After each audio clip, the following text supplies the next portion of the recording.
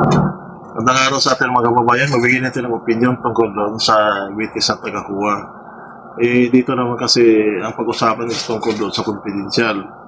Ito naman, hindi na naman si BP Sara ang may confidential fund dito sa ating bansa. Nga lang, naunang na-audit si BP Sara dahil nga kalaban sa politika. Ganun pa man, mas maganda itong nagawa ng kuha na in-audit nila. Sana naman lahat na may confidential fund, i-audit nila sa ganung paraan. Hindi sila tuloy mapag-isipan ng sambayan ng Pilipino na pinapolitika na lang isang tao.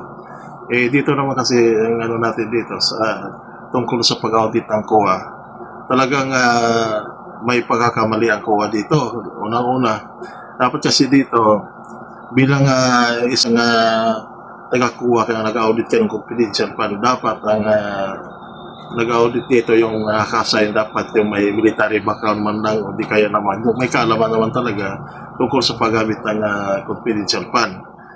Kasi dito tinuringan tayo na isa sa matalino sa buong mundo ang Pilipino. Hindi na pagdating sa confidential fund mukhang katawa-tawa kasi ito ng mga natin, yung mga alagad ng batas, lalo yung mga nasa serbisyo pa, yun nga lang, hindi sila makakomment dito kasi mapag-inita naman sila. Alam din ito lahat ng mga politiko. Kung ano talagang confidential fund at paano ito gagamitin. Kaya nga lang, ang ilan nating politiko, kina-question nila, magkano kaya, bakit kaya? O dito, ano naman kasi natin dito, sana lahat ito magkakaroon ng kompetisyon. Kaya lang, maling-mali kasi ang ginawa ng taga-kuha unang-una. Kapag wala ng success, hindi raw dapat bigyan ng pabuya. Antayin ba dito kung maampo sa isang tao? Siyempre, kaya ka nga may confidential fund dito dahil may mga advance party ka, mga intelligence mo.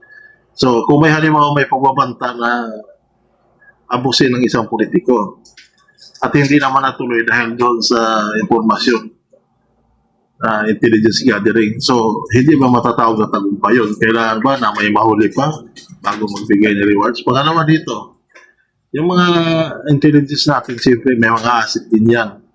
Ano naman gusto mangyari naman ng taga-kuha? Libre na yun. Paano naman yung mga pagkain doon? Tapos yung naman yung tao, siyempre may ibibigay ka rin doon. Kaya yung tungkol naman sa resibo, yung acknowledgement.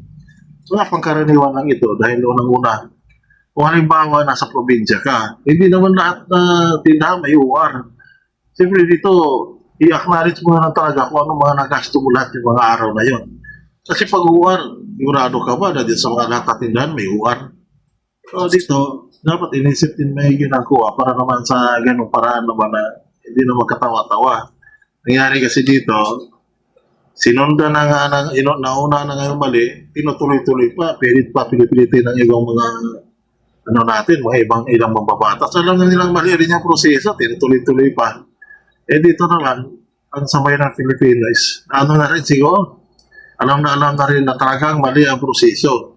Parang pinipilit pa rin nila na para maipit si BP Sara, ganoon pa rin. Tuloy-tuloy pa rin pag BP Sara. At saka yun dito, amin naman natin, hindi, wala pang mabigat na kalaban si BP Sara para sa 2028. So, dito, yung mga nakakalaban niya sa politika naman, siguro, tingnan na natin sa 2028. Ano naman, kung ayaw na sabihin ng Pilipino, huwag iboto. Pero sa tingin nga, wala pang mabigat na kalaban. Natin naman is opinion lang. Maraming salamat. Huwag po tayong lahat. Yan, this.